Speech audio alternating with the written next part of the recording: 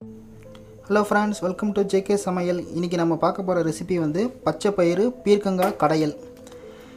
இந்த ரெசிபி செய்கிறதுக்கு 2 பீர்க்கங்காயை வந்து நல்லா தோல் சீவிட்டு சின்ன சின்னதாக பொடியாக இந்த மாதிரி கட் பண்ணி வச்சுருக்கேன். இப்போது பச்சை பயிரை வந்து நம்ம வறுத்து எடுத்துக்கணும்.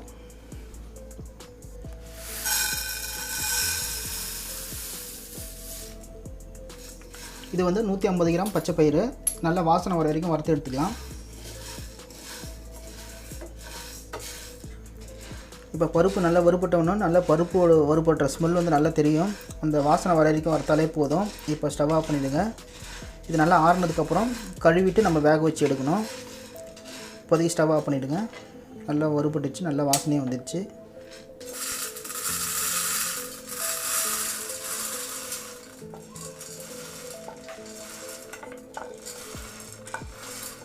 இப்போ இது ஒரு பாத்திரத்தில் சேர்த்து கழுவி எடுத்துக்கலாம்.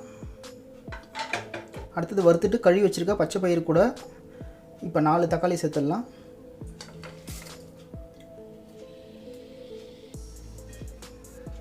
இது கூடவே 8 பல்லு பூண்டு, 4 பச்சை மிளகா, 2 வெங்காயம்.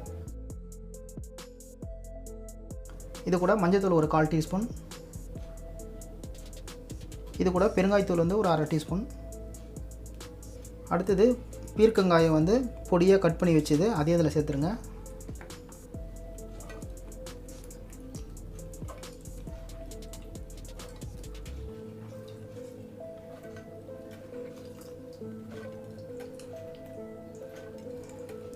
இப்போ இது கூடவே வந்து தண்ணி ஒரு சொம்பு சேர்த்துக்குங்க. இப்போ குக்கரை மூடி போட்டு வேக வச்சு எடுத்துக்கலாம். இப்போ 6 விசில் வர வரைக்கும் நல்லா வேக வச்சு எடுத்துட்டோம். இப்போ மூடியை திறக்கலாம். பாருங்கள், பருப்பு நல்லா வெந்துடுச்சு. இப்போ இது என்ன பண்ணலாம், அடுத்தது ஒரு மண் சட்டியில் சேர்த்து கடைஞ்சி எடுத்துக்கலாம்.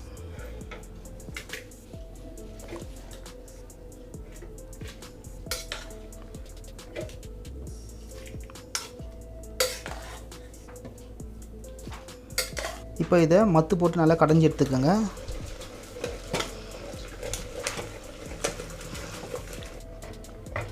பாருங்கள், நல்லா இப்போ கடைஞ்சி எடுத்துட்டோம்.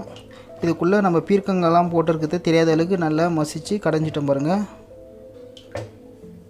அடுத்தது தாளிக்க ஆரம்பிச்சிடலாம். இப்போ ஒரு 2 டேபிள் ஸ்பூன் அளவுக்கு ஆயில் சேர்த்துருங்க.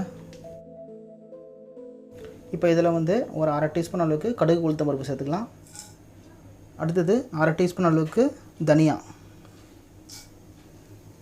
அதே போல் 1/2 டீஸ்பூன் அளவுக்கு சீரகம். இது கூடவே வந்து ஒரு காஞ்ச மிளகாய்.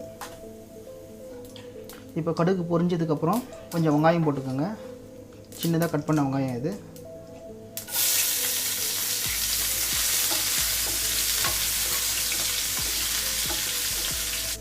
வெங்காயம் இந்தளவுக்கு பொரிஞ்சால் போதும். இப்போ இதை எடுத்து கடைஞ்சி வச்சுருக்க இந்த கடைசியில் ஊற்றிடுங்க.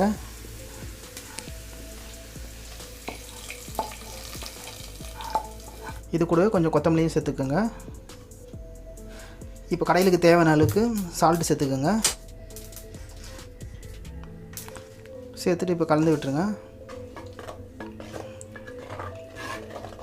அவ்வளோதாங்க, சுவையான பச்சை பருப்பு பீர்க்கங்காய் கடையில் ரெடி ஆகிடுச்சு. இது வந்து சாப்பாட்டுக்கும் சரி தோசைக்கும் சரி பக்காவான சைடிஷாக இருக்கும். பீர்க்கங்காய் பிடிக்காதவங்க கூட இந்த மாதிரி செஞ்சு கொடுத்தீங்கன்னா விரும்பி சாப்பிடுவாங்க. இதில் பீர்க்கங்காய் போட்டிருக்கிறதே தெரியாது, நம்மளே சொன்னால் தான் தெரியும். இதில் பீர்க்கங்காய் போட்டு நம்ம இந்த கடையில் பண்ணியிருக்கோன்ற விஷயமே வந்து அந்தளவுக்கு நல்லா டேஸ்ட்டாக இருக்கும். நீங்களும் ட்ரை பண்ணுங்கள். எப்படி இருந்ததுன்னு கமெண்ட்டில் தெரிவிங்க. மீண்டும் அடுத்த வீடியோவில் சந்திக்கலாம். தேங்க்ஸ் ஃபார் வாட்சிங்.